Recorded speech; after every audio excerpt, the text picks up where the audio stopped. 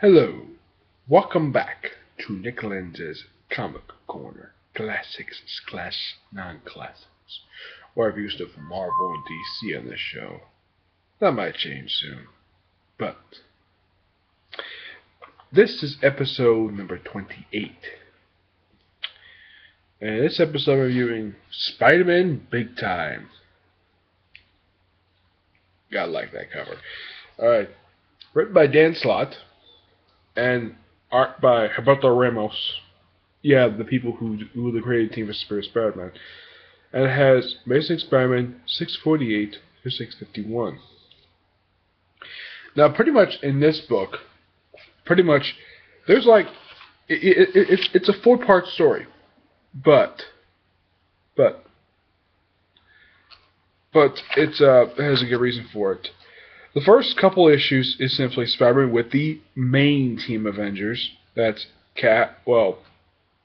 Bucky, Cap, Hawkeye, Wolverine, Iron Man, Thor, and of course Spider-Woman. And they're fighting a bunch of robots, and the people behind this, of course, Jameson and Marla, trying to get back together. Of course, but Steve Rogers apparently gets started. Turns out it's not really him. Of course, Fantastic Four. This is before Johnny Storm's death. See, because they're still wearing the classic blue costumes. Of course, Black Cat shows up in all this, and it turns out the people behind the first part of the story is, in fact, the Sinister Six, which we have Electro, Doc Ock, Sandman, Rhino, and of course, the Chameleon. Oh, how can I forget Mysterio? This is where basically this storyline kind of starts for them. It eventually ends down the line, but this is where it officially starts. But it's a pretty good start. It's just a one-issue story, basically dealing with the robots, and it does set up some stuff like the new frontline offices being renamed the New Daily Bugle because Marla bought back the shares from the former owner of the Daily Bugle, Daniel Bennett, who is gone. He has never seen the comics after the Electro store from the Gauntlet. He has never seen again in Spider-Man comics, which I'm very happy they did that. And of course, Michelle, who was from the who made his debut, I think it was there in 24/7, yes. And of course, Spider-Man started dating Carly, and of course he lost his place, so he's trying to find a new place. Switch over to Randy, got the Flash, Mary Jane. He ends up briefly staying in a hotel, and then during this particular story, it does set up the next one with the return of Alistair Smythe, the son of Spencer Smythe, the guy who created the original Spider Slayers. Good idea, Dan, to have him as a future villain. And of course, you have Matt Gorgon, not Eddie Brock, as the Venom symbiote.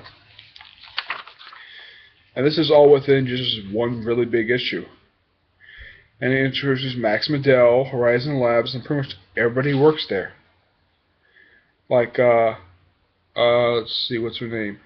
Sanja Jeffrey introduces her. Grady, who becomes a big part of the Spider-Man story, even after this. He doesn't once Superior Spider-Man starts up. It just is also Uatu Jackson, whose parents are big FF fans, so they named after Uatu the Watcher. And Spider-Man's actually met the Watcher, believe it or not. Yeah, he's actually met him. Yeah. It does show briefly in flashback of what the Vulture looked like when he was last seen. When he's wearing a costume. Yeah. And of course, they also introduced the return of the Fist Tower. And of course, to the right, as you see, that's Fancy Dan and the Kingpin, wearing a black suit. He's traditionally known for wearing a white suit. Not because of his skin color, just because it's the way he typically is. He still has the cane, but they changed the color of his suit. I don't particularly mind that very much because he's the head of a hand, so it makes sense. And of course, this book not only has returned Alistair Smythe, but also return of a villain no one has seen in over 12 years. The Hobgoblin. Of course, this Hobgoblin does not work for the Kingpin. He works for briefly, but not really. No. He is insane. Of course, this is later changed down the line. Now, they say this is Kingsley. It's hinted, okay, so it's not France, it's Montana. It's hinted that this is Roderick Kingsley. But down the line, it's revealed it's not really him. Yeah.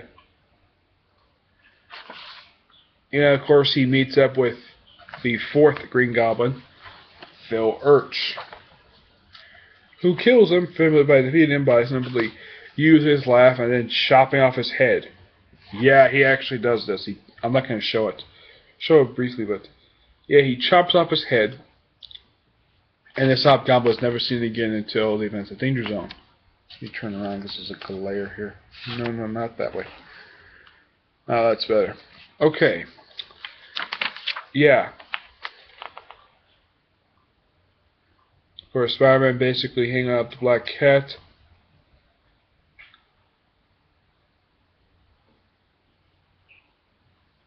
Yeah. Nora is obsessed with Peter Parker. She's been trying to get into his pants for some time. I thought that she could have been maybe Lois Lane to the Marvel Universe. Or, here's their theory, she'd be Cat Grant. Yeah. Beats at the bad guys. Of course, he gets some business on with Carly. Of course, they're dating at this time. They're no longer now. And, well, this is actually 649. You know, all this stuff happens. This is the issue where he meets Bella and Uatu Jackson. Now, they introduced number 6. Now, who that identity really is not revealed until 640. Is number 679.1. Though he does play a part in the big epic storyline that comes up soon. Peter Parker's given his own lab, so he can set up his own Spidey equipment. And he can come and go as he pleases. I gotta say, it's a beautiful looking lab. Yeah. I mean, yeah, he does spend some time in this lab even after this, up until Horizons Lab's destruction in Superior Spider-Man number 19.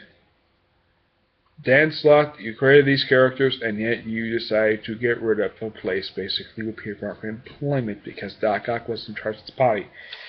Yeah, he breaks into the building, well, Hobgoblin does.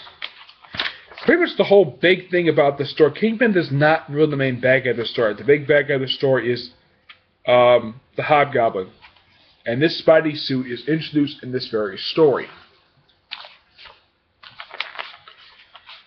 Yeah, of course, he still does traditionally wear the suit. But this is the way that he works in underwear. Yeah, it's funny. Yeah. There are some references here what I do like this little thing here, this little thing here on the bottom. They make a reference to Shadow number 5, which is the issue. This is the issue where Kingpin takes over the Hand. And of course the Hand is a bit crazy. He still thinks it's Roger Kingsley. He still thinks it is. But it's actually not. The Hand, of course, still respects him because of the fact he's the master. But he's a bit strange. Yes.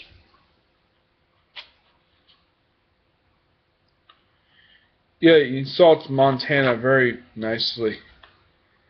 But my question is, where are the other two enforcers? That's a good question. And of course, Black Cat sitting in a tub of milk. Still a cliche. They had to put that in there. And of course, Phil Urch is the one who's trying to get into Nora's pants. Yeah, despite the fact she's dating Randy, he's the one who's in love with her. And of course, Mary Jane and Carly were having lunch with Peter at his well, digs. I actually kind of like her outfit a bit. Yeah, especially the whole wraparound sort of utility belt that she wears. Yeah, I actually kind of like that. Yeah. Design special goggles for her so she can see him. And here's the Tron variant of the cover. Here's the actual cover for 651. That's where the story officially ends. And yeah, it's pretty weird. And of course, Tobias Stone. You can't tell it's Tobias Stone because you have 7 characters look like Peter Parker. I mean, look at this guy. He can't look like a Peter Parker. I mean, you have 3 characters who look almost exactly like Peter Parker. You have Tobias Stone. You have Phil Urch, and you got Peter Parker himself. Well, these 3 characters look exactly alike, and yet they're drawn this way. I don't really know why. And this particular storyline does set up a lot of elements. Oh, I remember that egg. That's from way, way back. Hey, look at this. That's a how some classics department stuff. Yeah.